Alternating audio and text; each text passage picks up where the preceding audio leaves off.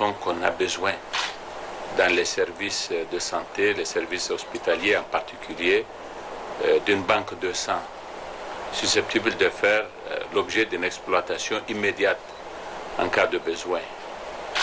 Et pour cela, il faut que tout le monde soit volontaire ou qu'il y ait en tout cas le maximum de volontaires pour donner le sang de façon à le stocker et à ne pas perdre du temps quand il y a un accident et qu'il y a un besoin de temps à en chercher. Ce qui se passe le plus souvent, c'est que c'est auprès des familles des concernés qu'on court à gauche, à droite et il arrive que des vies soient perdues pour cette raison. Or, si on a du sang stocké, emmagasiné et conservé, on l'utilise immédiatement et on sauve des vies. Donner son sang, c'est contribuer à sauver une vie. Je ne pense pas qu'il y ait une prescription de la religion plus forte et plus rétributrice que de donner la vie à quelqu'un. Il n'y a pas de raison qui l'interdise. On doit pouvoir donner son sang et j'ai voulu donner cet exemple-là et être crédible aux yeux de mes citoyens pour leur lancer cet appel qui consiste à leur demander de faire la même chose que moi. C'est ainsi seulement que nous nous aiderons. Séance tenante, la garde présidentielle assurant la sécurité à la résidence du chef de l'État, Mohamed Bazoum, lui a emboîté le pas pour suivre l'exemple. Le don de sang du président de la République, Mohamed Bazoum, marque le lancement officiel de ce plaidoyer en faveur du don de sang au Niger. Cela dit, l'athlète nigérienne Aminatou Saini vient de décrocher ce matin à Île Maurice la médaille d'or aux 200 mètres. Un résultat important qui vient d'inscrire le Niger sur le prestigieux palmarès du championnat d'Afrique d'athlétisme. Également un résultat qui honore tout un pays. Mohamed Djingari. Aminatou Saini est sur le toit de l'athlétisme africain. Après ses 2 victoires au Kenya et au meeting d'Ostrava en République tchèque, la gazelle nigérienne vient de récidiver ce jour 12 juin 2022 à Île Maurice au 22e championnat d'Afrique d'athlétisme sur les 200 mètres dames. Avec un chrono de 23 minutes 04 tierces, Aminatou Saini s'est placé largement devant des Kenyanes, Ivoiriennes, Zambiennes, Sud-Africaines, Congolaises. De quoi rendre tout un pays heureux. Cette belle performance de la Nigérienne fait d'elle l'une des athlètes mondialement bien placées sur le classement mondial. La médaille d'or au cou, au même moment retentissait la Nigérienne. Une première pour l'athlétisme nigérien. Aminatou Saini se hisse au premier plan, comme l'ont souhaité les plus hautes autorités du pays, devant lesquelles le président de la République, Mohamed Bazoum, qui a d'ailleurs affiché sa volonté de voir le sport nigérien rayonner sur le plan africain et mondial. En tout cas, Aminatou Saini, championne d'Afrique depuis quelques heures, vient de montrer le chemin à suivre. Il lui reste l'accompagnement de toute une nation pour continuer de représenter valablement le Niger partout. Avant de quitter Brazzaville, les épouses des chefs d'État et leur délégation ont été reçues par le président de la République du Congo, Denis Sassou Nguesso. À chacune d'elles, le président Denis Sassou Nguesso a témoigné la fraternité de son peuple.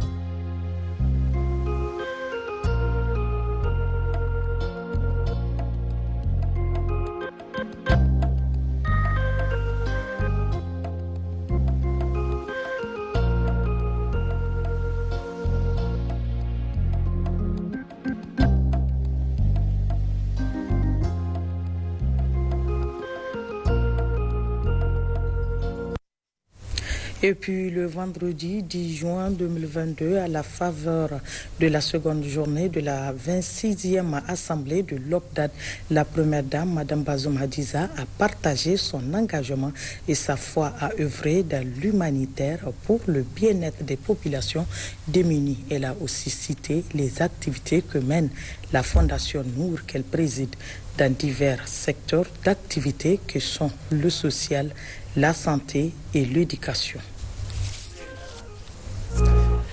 Donc la première dame, Madame Hadiza Bazoum, a pris part depuis le 9 juin 2022 à Brazzaville, la capitale politique de la République du Congo, à la 26e Assemblée des Premières Dames d'Afrique, OPDAD.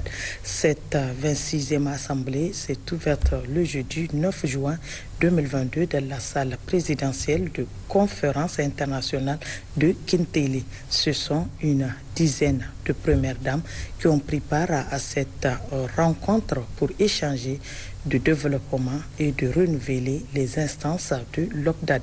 Ismaël Daouda, le résumé. Les épouses des chefs d'État se sont retrouvées du 9 au 10 juin 2022 à Brazzaville, en République du Congo, où elles ont tenu la 26e Assemblée générale extraordinaire de l'Organisation des Premières Dames d'Afrique pour le développement, OPDAD, sur le thème 20 ans au service des plus vulnérables d'Afrique. Parmi elles, la première dame du Niger, Hadiza Bazoum, présidente de la Fondation Nour. La session ouverte de l'après-midi du 9 juin 2022 par Antoinette Sassou Nguesso, première dame de la République du Congo et présidente sortante de l'OPDAD, a vu la suite des travaux se dérouler à huis clos et ont porté sur l'adoption du compte-rendu de la 25e Assemblée générale ordinaire, la présentation du rapport d'activité et du rapport financier suivi de la discussion et de l'adoption des recommandations du comité directeur. Le point culminant de cette rencontre est l'élection des membres du nouveau comité directeur, de la présidente et de la vice-présidente pour les années 2022-2024. Ainsi, Antoinette Sassou Nguesso passe les témoins à la première dame de la République de Namibie, Monica Gengos, et Denise Nyakeru Tshisekedi de la République démocratique du Congo devient la nouvelle vice-présidente. Cette rencontre de la première journée a pris fin par la visite d'une exposition des produits artisanaux locaux. Voilà, nous recevons sur ce plateau un invité. Il s'agit de la ministre de l'Environnement et de la lutte contre la désertification, Madame Garamassara Tourabiou Inoussa. Madame la ministre, bonsoir. Bonsoir. Niamey abritera demain un forum national sur les feux de brousse. Quel est le thème du forum? Alors, la problématique du feu de brousse au Niger, quelle stratégie pour une gestion durable des écosystèmes agro-silvopastoraux? Tel est le thème global que va embrasser le forum de demain qui va commencer du 13 au 14, Inch'Allah. Et pourquoi le choix du thème? Alors, le choix du thème n'est pas fortuit. Parce que, comme vous le savez, la question du feu de brousse est devenue aujourd'hui au Niger récurrente depuis quelques années.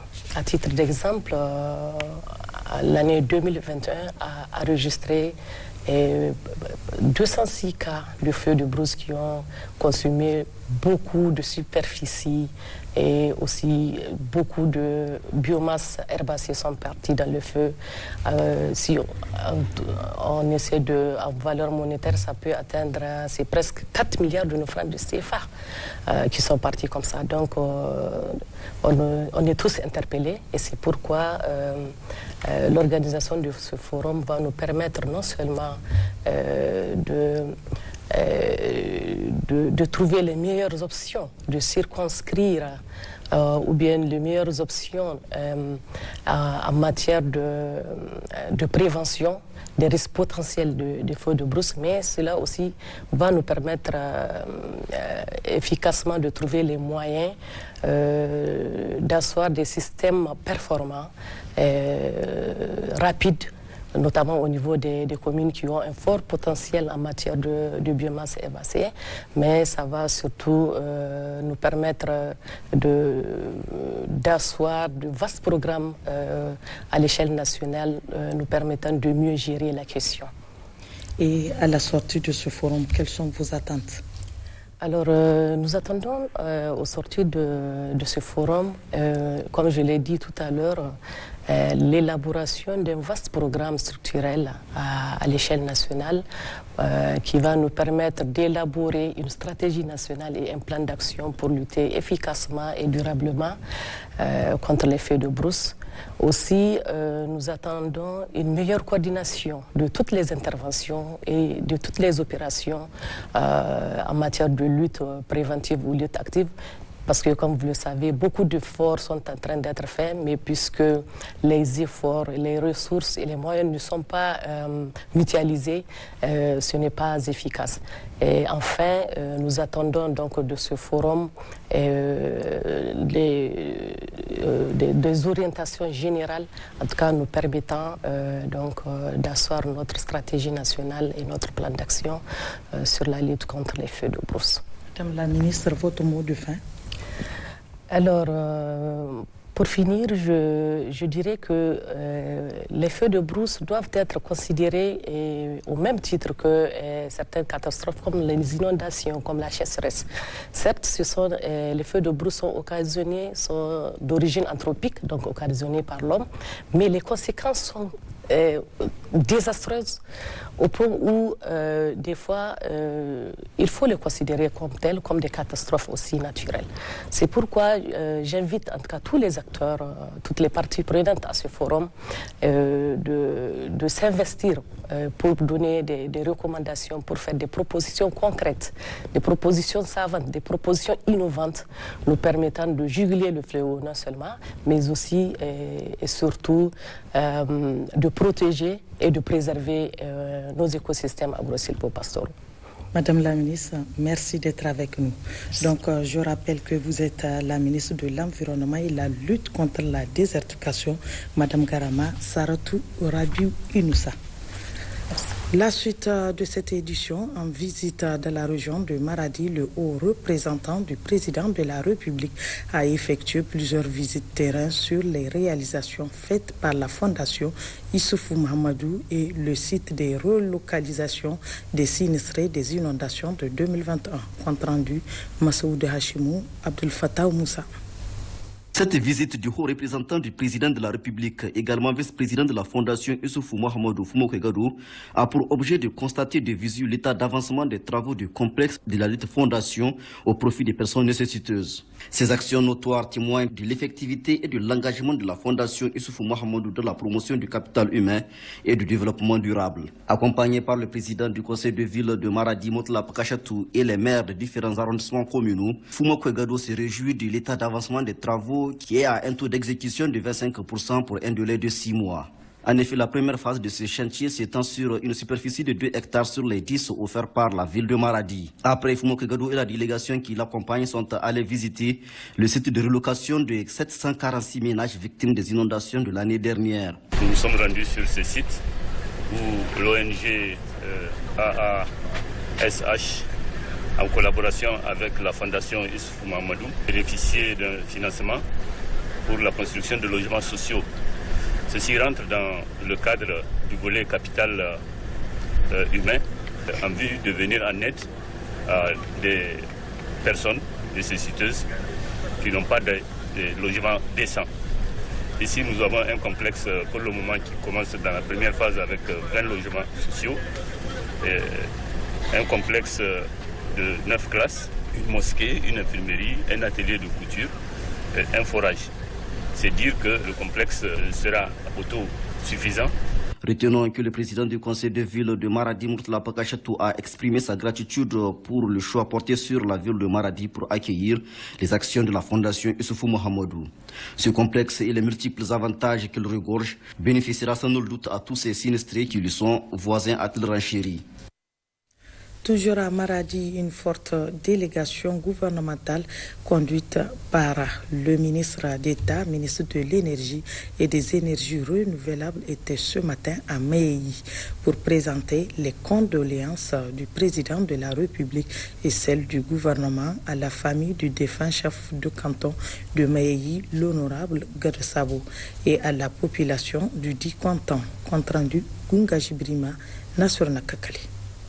Cette forte délégation, composée de 11 membres du gouvernement et du directeur de cabinet du Premier ministre, est venue sur instruction du président de la République, son Excellence Mohamed Bazoum, pour présenter les condoléances du chef de l'État et du gouvernement à la famille du chef de canton des Maï, décédé le 7 juin dernier, et toute la population des Maï. Le président de la République, son Excellence Mohamed Bazoum, a instruit pour que nous venions présenter ses condoléances à la famille de Gado Sabo Meï, à la population de Meï et à la population de Maradi en général. Il a souhaité que cette délégation soit forte et qu'elle représente l'attachement qu'il a à la figure de l'illustre chef que nous avons perdu. Il a joué un rôle politique majeur dans notre pays et il a joué un rôle social en tant que chef de ce canton pendant plusieurs années où il a été un exemple d'intégrité et de vertu. Très touchée par les gestes du chef de l'État, la famille Gado Sabo a témoigné ainsi toute sa reconnaissance au président de la République pour son sens élevé des responsabilités et son humanisme. En mission de travail dans notre pays, le ministre soudanais de l'Intérieur a eu une séance de travail avec son homologue nigérien. Plusieurs sujets concernant la sécurité, l'échange de renseignements et de lutte contre le trafic de tout genre ont été au centre de cette rencontre. Résumé, Ali Ibrahim Lawalihaya. Cette rencontre entre les ministres en charge de l'intérieur du Soudan et du Niger marque et symbolise l'excellence de la coopération entre Niamey et Khartoum, deux pays frères et amis avec une longue histoire commune. Cette visite s'inscrit dans le cadre de la coopération séculaire entre nos deux pays frères qui ont décidé de marcher ensemble. La coopération entre nos deux pays est diversifiée, comme vous le savez, mais le domaine qui nous intéresse ce matin, c'est exclusivement le domaine sécuritaire. La séance de travail de ce matin va sans nul doute permettre à nos deux délégations de voir les voies et moyens pour renforcer davantage cette coopération. La sécurité au cœur de cette rencontre entre les deux délégations, qui fait suite à la signature d'un accord tripartite de coopération entre les voisins de la Libye, à savoir le Niger, le Tchad et le Soudan. Et là, on visite pour 2 jours à Niamey pour la coopération entre le Soudan et le Niger dans le domaine policier. Et cette visite, cette fois, elle est pour développer la relation entre les deux pays contre le terrorisme et afin aussi de développer le protocole qui a signé entre les deux pays en 2015. Le Niger et le Soudan entendent œuvrer conjointement pour lutter contre toute forme de trafic. À l'approche des examens du BPC, une de nos équipes d'Ottawa s'est intéressée aux préparatifs de ces épreuves écrites dans les établissements scolaires. Le point avec Aïcha Sidoukou et Sanoussi Fala. Face aux difficultés que rencontre l'école nigérienne chaque année, l'année scolaire 2021-2022 n'a pas été le théâtre de plusieurs perturbations. C'est pourquoi, depuis la rentrée jusqu'aujourd'hui, plusieurs mesures ont été prises par les responsables de l'établissement afin que les candidats puissent bien préparer leur examen et terminer l'année scolaire dans de bonnes conditions. Les examens du BEPC aujourd'hui, nous sommes à moins de 2 semaines. Le programme n'est pas encore terminé. Ça veut dire que les candidats ont intérêt à rester à l'école. Ils doivent venir chaque jour jusqu'à ce que le programme soit épuisé. Cette année, il y a moins de perturbations, sauf pour le dernier mois de l'année, comme vous l'avez également constaté, qu'il y a un regain de tension entre les élèves et les enseignants. En tout cas, c'est ça même la principale cause. Sinon, vraiment, l'année a été normale dans l'ensemble. Alors, pour le peu de temps qui nous reste, vraiment qu'ils se concentrent sur leurs études. Alors, pour finish, nous puissions tous gagner de façon positive. Selon cet enseignant, contrairement à l'année passée, le programme est achevé à 80%, une manière qui prouve que malgré quelques perturbations constatées, l'année scolaire a été normale dans l'ensemble.